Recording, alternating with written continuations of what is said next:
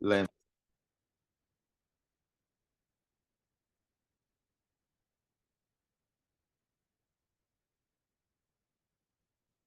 Bien. Ok, déjame ver. Mm,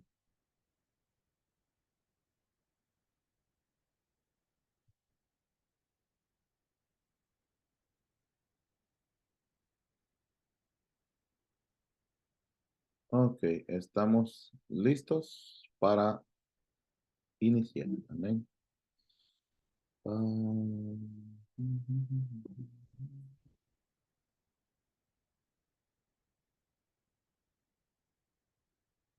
ok, la semana pasada nos quedamos, ¿por qué en las casas?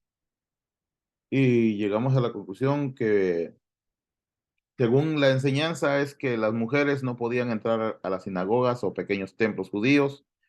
Tampoco podían entrar lo podían entrar los leprosos ni los enfermos. Amén. Por esa razón no se hacían, eh, o por esa razón se hacían las reuniones. La primera iglesia lo hacía en las casas. Y como llegamos también a la última pregunta, donde vimos que también después de recibir el Pentecostés, en el primer mensaje de Pedro se convirtieron 3,000 almas. La pregunta sería, ¿dónde se congregaron? Ni siquiera había iglesias o edificios como nosotros lo conocemos como iglesia. Lo que pasaba es que se congregaban en las casas, amén. Y por eso la semana pasada nos quedamos ahí, porque en las casas. Hoy pasamos a la semana número 2, que es segunda semana. El tema de hoy es ¿por qué grupos familiares? Si quieren ir anotando, ¿por qué grupos familiares? Bueno, porque encontramos varias razones por las cuales trabajamos por medio del sistema celular o reuniones familiares o grupos familiares y no por medio de otros métodos de evangelismo. Número uno, porque es bíblico. ¿Por qué lo hacemos? Porque es bíblico. No lo hacemos porque, no, que mira que a aquella iglesia le está yendo bien, o porque aquella otra iglesia, o porque vamos a copiar a aquella iglesia o a la otra, sino que lo vamos a hacer, número uno, porque es bíblico. Amén. Es bíblico. Por lo tanto, vamos a ver el libro de Lucas, ¿verdad? Para que vayamos a la palabra de Dios en el libro de Lucas, capítulo 9. Ojalá y usted tenga ahí su Biblia. El día de hoy siempre vamos a ir a la Biblia para que lo que estamos hablando vamos a ir comprobando siempre conforme a la palabra de Dios y que es bíblico. Amén. Y lo que es bíblico, pues siempre es respaldo de parte de Dios. Lucas capítulo 9 versículo 4 dice la palabra de Dios, y en cualquier casa, oiga bien, y en cualquier casa donde entréis, quedad ahí y de ahí salid. Amén. También Lucas 10:5 dice, en cualquier casa donde entréis, primeramente decid paz sea a esta casa. Amén. Paz sea a esta casa. También vemos a Lucas 19:5. Lucas 19:5, vea lo que dice. Cuando Jesús llegó a aquel lugar, mirando hacia arriba, lo vio y le dijo, Zaqueo, date prisa, desciende porque hoy es necesario que pose yo en tu casa. Amén. Todo, hermano, conforme a la palabra de Dios. También vamos a ver el libro de los Hechos, capítulo 2 versículo 46. Libro de los Hechos 2:46, vea lo que dice la palabra de Dios, ya que es importante lo que la palabra de Dios tiene que decir a nosotros, para que hagamos las cosas conforme a la palabra. Hechos 2:46 dice, y perseverando unánimes cada día en el templo y partiendo el pan en las casas, comían juntos con alegría y sencillez de corazón. Ahora, quiero hablar un momentito de este pasaje de Hechos 2:46. Dice, y perseveraban unánimes cada día en el templo y partiendo el pan en las casas, comían juntos con alegría y sencillez de corazón. Cuando habla el texto de que partiendo el pan en las casas, ¿sabía usted que se refiere a la enseñanza que Jesús había dado acerca de en la cena del Señor, en la última cena con los apóstoles, que hicieran lo mismo que Jesús les había enseñado, que Jesús les había mostrado cómo se hiciera, que Jesús les dio ejemplo. Por lo tanto, ellos debían de hacer lo mismo. Entonces, la iglesia en las casas, lo que hacía era la iglesia, hablamos de las personas, cuando se reunían en las casas, ellos hacían el partimiento del pan en las casas y al mismo tiempo comían juntos, como dice la palabra, y convivían, compartían con alegría, con sencillez y todo lo que hacían lo hacían de corazón. Por esa razón usted ve que cuando se hacen reuniones familiares, se hace oración, se hace cántico, se hace la enseñanza de la palabra de Dios, pero hay algo que despide siempre a las personas de las casas con alegría, y es que siempre hay un refrigerio o siempre hay un pequeño convivio. Y eso hace que las personas tengan armonía, haya alegría en los corazones y sobre todo uno debe de compartir con, como dice la palabra, con sencillez de corazón. Entonces, el partimiento del pan no es algo que se hace ahora. El partimiento del pan tampoco es como lo hacemos ahora. El partimiento del pan era algo distinto, algo diferente a lo que estamos acostumbrados a hacer. Ahora, en un futuro hablaré un poquito más a fondo acerca de este pasaje, pero ahí nos está dando una enseñanza de cómo la iglesia primitiva o la primera iglesia comenzó haciendo lo que Jesús enseñó acerca del partimiento del pan. Vamos a ir a Hechos 10:24. Hechos capítulo 10, versículo 24.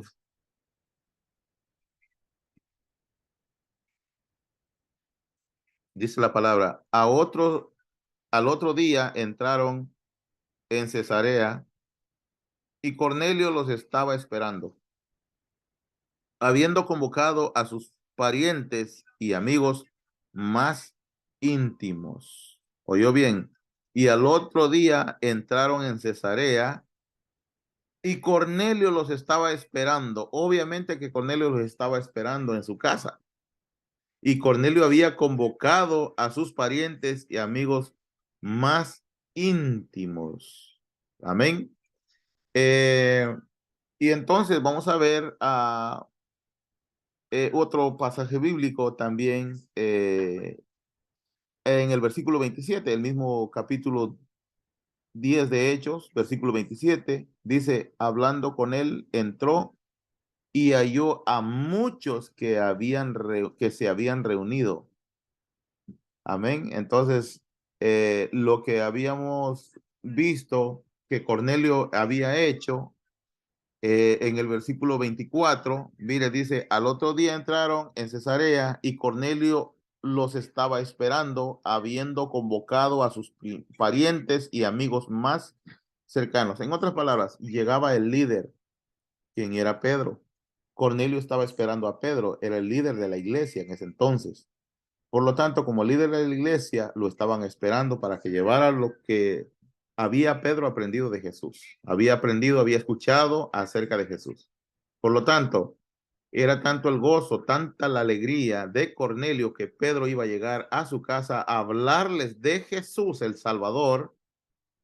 Se dio la tarea de invitar o a convocar a todos sus parientes. Está hablando de familiares y también amigos más íntimos, dice. En otras palabras, cuando yo digo a veces a los hermanos, hermanos, usted no necesita ir a la África o a El Salvador o a Honduras, a Guatemala o a México para que usted pueda ser un hombre o una mujer que lleve el mensaje de la palabra de Dios, no tiene que hacer eso. Para comenzar llevando la palabra de Dios, lo que nosotros podemos hacer es lo que la palabra de Dios enseña, es convocar a nuestros parientes o familiares y amigos más íntimos. ¿Por qué? Porque hay confianza. Amén. También vemos en el libro de los Hechos, capítulo 18, versículo 7. Hechos 18:7. Vea lo que dice la palabra de Dios. Y saliendo de ahí se fue a la casa de uno llamado Justo. Amén. Ese nombre es un nombre ya bíblico. Amén. Y saliendo de ahí se fue a la casa de uno llamado Justo, temeroso de Dios. Miren, no solamente el nombre era justo, sino que el hombre también era temeroso de Dios, la cual estaba junto a la sinagoga, la cual estaba junto a la sinagoga. O sea, la casa de él estaba junto a la sinagoga, estaba cerca. Oiga bien lo que dice el versículo 7. Y saliendo de ahí, se fue a la casa de uno llamado Justo, temeroso de Dios, cual estaba junto a la sinagoga. Amén. Entonces, hay muchos otros pasajes bíblicos que podemos mostrar hoy día. El por qué hacemos los grupos familiares, no porque a otra iglesia lo está haciendo, otro ministerio lo está haciendo y que en Japón, que en Corea, o porque otra iglesia y ya lo está practicando muchas veces o llevan años practicándolo, sino porque es bíblico. Amén. Y si es bíblico, quiere decir que la palabra de Dios nos respalda. Amén. Vamos a ver el punto número 2. Punto número 2, ¿por qué grupos familiares? Bueno, porque se evangeliza eficazmente. Se evangeliza eficazmente. ¿Cómo se evangeliza eficazmente a través de los grupos familiares? Bueno, porque número 1, se rompe con las barreras. Se rompe con las barreras. ¿Qué tipo de barreras? Las barreras que los inconversos ponen para no ir a la iglesia. Yo no sé cuántos de ustedes les ha pasado eso. Que la gente, usted le invita a la iglesia y no quiere ir a la iglesia, pero usted le invita a una casa y la mayoría va a una casa. Entonces se rompe con esas barreras de que la gente no quiere ir a la iglesia. Una, porque la gente dice, no, es que la distancia me queda muy lejos, yo llego tarde del trabajo y me queda muy lejos, está muy retirada la iglesia. Otra, tiempo, no tengo tiempo, estoy muy cansado, estoy cansada, tengo que hacer, tengo que lavar la ropa, lavar los trastes, tengo muchas cosas que hacer, el tiempo no me alcanza. Otro, el ambiente de culto. A veces a las personas a veces no les gusta el tipo de culto o servicio que se hace en la congregación, en la iglesia, o se abrume porque hay mucha gente. En cambio, en una casa es distinta, es diferente. Por eso siempre damos hincapié en esto. Escuche bien esta parte que viene ahora. Por eso damos hincapié o repetimos mucho esto. Damos mucha énfasis en esto de que en las casas las reuniones son reuniones familiares. No es un culto más. No, señor. Cuando usted convierte la casa en un culto más, entonces va a comenzar a ahuyentar a las personas. ¿Qué quiere decir esto? Que hay un tiempo límite para hacer cada una de las cosas. Sea prudente, sea entendido. Vaya al pan, pan, al vino, vino. ¿Qué quiero decir con esto? Va a cantar, cante. Va a orar, ore. Va a predicar, predique. Va a testificar, testifique. Vaya al punto. Amén. Ya que es una casa. Y en los hogares, dele gracias a Dios de que la gente llega. Si la gente llega, cuesta llevarlos y ya está ahí. Bueno, atiende a esas personas en el tiempo adecuado, en el tiempo correcto, eh, y de esa manera no se hace un culto más. Amén. No es que ahora usted va a comenzar a repetir exactamente lo que se hace en la iglesia y lo va a comenzar a hacer en la casa. No. Cuando usted comienza a adoptar las cosas que se hacen en la iglesia, lo comienza a hacer en la casa, comienza a ahuyentar a las personas. ¿Por qué? Porque las personas dicen, si yo lo que estoy corriendo es de la iglesia y vengo aquí en esta casa, es como si fuera una iglesia, un culto más. Y no se trata de eso, se trata de que sea algo familiar, un ambiente familiar, que lleve usted la enseñanza, la tiene que llevar, por lo menos, como decimos siempre aquí, bueno, más adelante la vamos a ver, pero por lo menos la enseñanza que sea por lo menos de unos 20 minutos, bien dados, 20 minutos bien dada la enseñanza, y enfatizando lo que es el arrepentimiento, lo que es el perdón, hablando acerca de Jesús, quien es quien salva, que perdona. Amén. Y todo lo demás es cuento.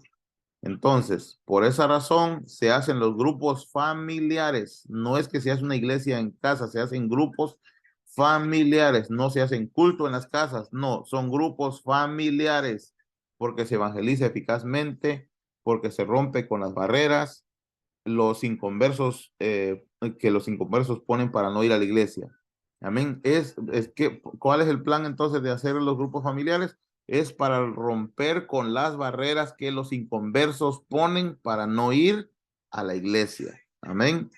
Entonces, eh, si usted se está pasando más del tiempo límite, del tiempo acordado, analícese y vuelva a replantear otra vez. Y recuerde que las personas también necesitan descansar y necesitan también hacer sus quehaceres. Queremos que vayan más de una vez, no solamente una vez. Amén. No vamos a exprimirlos una sola vez y después ya no van a querer regresar. No, queremos que vayan constantemente. Por lo tanto, vamos a limitarnos al tiempo preciso, al tiempo adecuado, llevar la palabra de Dios, enfocarnos en la enseñanza sobre todas las cosas. Amén. Seguimos para adelante. Número 3. En cada grupo familiar se cumplen con las demandas. Oiga bien, en cada grupo familiar se cumplen con las demandas para el crecimiento y el cuidado de cada uno de sus miembros. Oiga, una vez más lo repito. En cada grupo familiar se cumple con las demandas para el crecimiento y el cuidado de cada uno de sus miembros. ¿Qué seguimos? Bueno, hay comunión. En otras palabras, hay un ambiente fraternal. Claro que sí. ¿Hay comunión en las reuniones? Sí, hay comunión, porque si usted se da cuenta, cuando estamos en el convivio, en el momento del convivio, hay un ambiente muy bonito ahí que se pone. Amén. Es un ambiente muy fraternal, un ambiente muy familiar y hay una muy buena comunión. De eso se trata. Amén. Número 4, hay atención. Amén. Hay una buena atención. En el número 4 hay una buena atención a las personas que se reúnen, que se congregan en esas reuniones. Los miembros se atienden unos con otros. Amén. Porque están dos compartiendo de este lado, mientras hay otros dos allá, mientras hay otros tres aquí, cuatro allá, y todo el mundo se está atendiendo el uno con el otro. Eso es lindo, eso es buenísimo. De eso se trata los grupos familiares. No que se haga un culto más, sino que se haga un ambiente familiar, pero que nunca falte la enseñanza de la palabra de Dios. Número 5, consolidación. En otras palabras, no se pierde ningún miembro. ¿Por qué? Porque está siendo atendido, hay una buena comunión. Entonces, ahí estamos cumpliendo con las demandas para el crecimiento y el cuidado de cada uno de los miembros. Número 6, el hombre necesita ser tocado. El hombre necesita ser tocado. Todo ser humano necesita sentirse amado. Yo no sé cuántos de ustedes se han puesto a pensar en eso. Todo ser humano necesita sentirse amado. Hay personas a veces que sienten que nadie los quiere, que nadie los ama. Bueno, van a una reunión familiar porque ahí, ahí los quieren, ahí los atienden, ahí los aman, ahí los llaman, ahí los buscan, ahí los visitan. Mientras que quizás su pareja no lo atiende, no le presta atención. Quizás hay jóvenes que van a las reuniones porque hay jóvenes que ven que sus familiares no los atienden, no les dan la atención necesaria, no les importa. Y entonces, ¿qué es lo que pasa? Que el hombre necesita ser tocado. Todo ser humano necesita ser amado, necesita ser cuidado y respetado, lo cual se logra al interactuar con otros hermanos en la célula o la reunión familiar. Amén. ¿Cuándo se logra eso? Bueno, se logra al interactuar con otros hermanos en la célula familiar. Repito una vez más, el hombre necesita ser tocado. Todo ser humano necesita sentirse amado, cuidado, respetado, lo cual se logra al interactuar con otros miembros en la célula familiar. De eso se trata, familiar. No voy a dejar de repetir esa palabra ya que es la más importante. Un ambiente familiar, una célula familiar. Número 7, hay discipulado. Número 7, hay discipulado. Y en el discipulado que viene, bueno, viene el crecimiento espiritual. En el discipulado hay crecimiento espiritual. Hay crecimiento espiritual en los nuevos miembros, pues se les enseña a orar, a leer la palabra y a congregarse y otras cosas más que van aprendiendo. Amén. Entonces, en el discipulado hay crecimiento espiritual en los nuevos miembros, pues se les enseña a orar, a leer la palabra de Dios y a congregarse y algo otras cosas más que van aprendiendo en el discipulado. Amén. Y esto se logra solamente en las reuniones familiares. Amén. Número 8, identificación. Se hace más posible que el deseo de Dios se cumpla. Identificación número 8. Se hace más posible que el deseo de Dios se cumpla. ¿De qué? De perfeccionar a todos los santos para la obra del ministerio. Efesios 4:11. Apunta ese texto. Identificación. ¿Por qué es identificación? Bueno, porque se hace más posible que el deseo de Dios se cumpla de perfeccionar a los santos para la obra del ministerio. Bueno, vamos a ir a Efesios 4:11. Efesios 4:11 dice, y él mismo constituyó a unos apóstoles, a otros profetas, a otros evangelistas, a otros pastores y a otros maestros. Identificación. Se hace más posible que el deseo de Dios se cumpla de perfeccionar a todos los santos para la obra del ministerio, pues se logra estimular a la mayoría a convertirse en líder e identificarse con la Grey y la Gran Comisión. Todos participan. En otras palabras, cuando muchas personas llegan a los pies de Cristo, nuevos, no saben qué les tocaría hacer en el futuro. No saben si tienen dones, talentos, ministerios, no lo saben.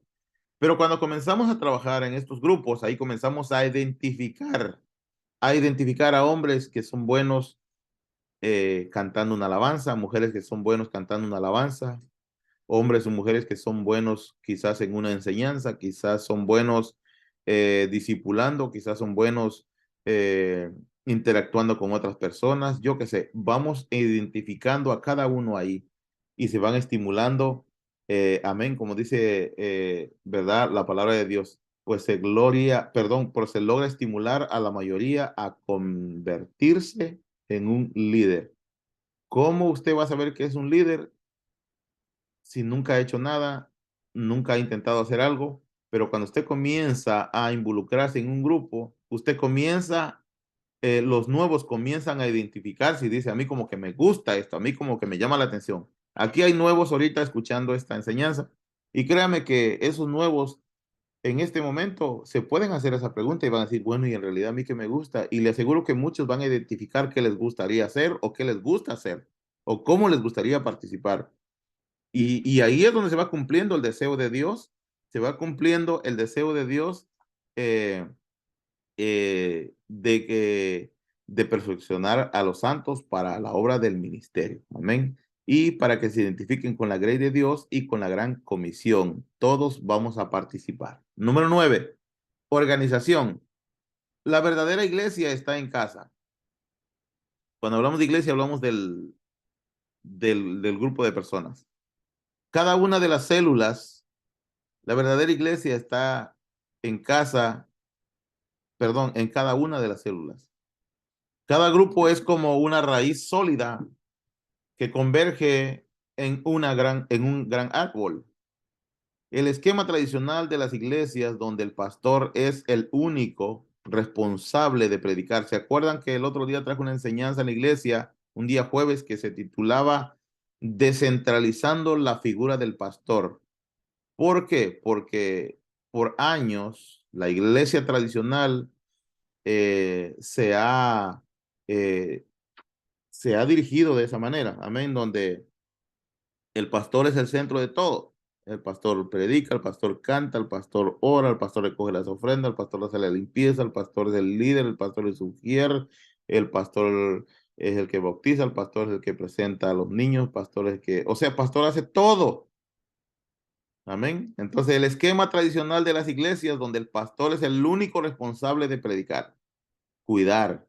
Oiga, el pastor es el único responsable de predicar, de cuidar, de orar y de velar por los miembros, que a la larga limita el crecimiento de las mismas, o sea, limita el crecimiento de las almas. ¿Por qué limita el crecimiento de las almas? Porque porque una sola persona está, todos están dependiendo de solo una persona. Y esa persona, tarde que temprano, se va a cansar o en el peor de los casos, se va a morir. ¿Y usted qué va a hacer? Ah, no, pues entonces comienza a buscar hasta entonces. No, despierte ya. No permita que eso pase antes. Despierte, actívese en el nombre del Señor. Amén. Bendito Dios para siempre. Entonces, el esquema tradicional de las iglesias donde el pastor es el único responsable de predicar, cuidar, orar y velar por los miembros, que a la larga limita el crecimiento de las almas o de las mismas personas. Se torna a un nuevo, vamos a tornar a un nuevo esquema donde todos se organizan para predicar, para visitar, para velar los unos por los otros. ¿Y para qué más? Bueno, para discipular. Bueno, hay muchas cosas más donde todos, amén, nos vamos a organizar bien para todo, para predicar, visitar, discipular, orar. Ya no hay un solo pastor, sino que cada líder de grupo se convierte en un pequeño pastor y así todos se sienten cuidados y enseñados. ¿Qué le pareció? Amén. ¿Por qué? Porque ya la carga recae sobre varios hombros, no solamente sobre uno, sino que sobre varios. Y recuerde, hay un dicho, o como le dijera, sí, que lo he mencionado muchas veces en la iglesia, es mejor el 1% del esfuerzo de 100 que el 100% del esfuerzo de uno. El 100% del esfuerzo de uno se va a matar, se va a acabar un día. Y el 1% del esfuerzo de 100 quiere decir que todavía tenemos un 99% del esfuerzo de todos, por si alguien falta o si algo falta. ¿Qué le pareció? Seguimos. Punto número 10. Multiplicación. Se da el crecimiento de manera explosiva, pues la carga de la obra ya no recae solamente en el pastor, sino que los mismos miembros asumen responsabilidades. El pastor no pare ovejas, las ovejas paren ovejas. Amén. Repito una vez más, multiplicación, número 10.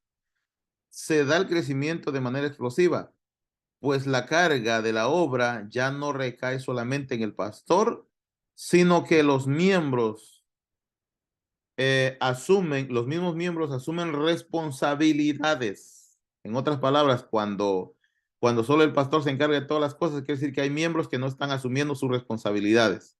Pero cuando todos asumen sus responsabilidades, se dan cuenta que el pastor no pare ovejas, sino que las ovejas paren ovejas. Amén. Así que el día de hoy llegamos a la conclusión de esta enseñanza. Amén. Así que espero que les quede grabado una información el día de hoy acá para que de esa manera podamos seguir hacia adelante.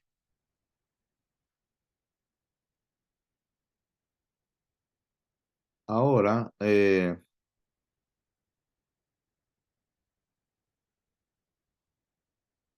permítanme, hermanos.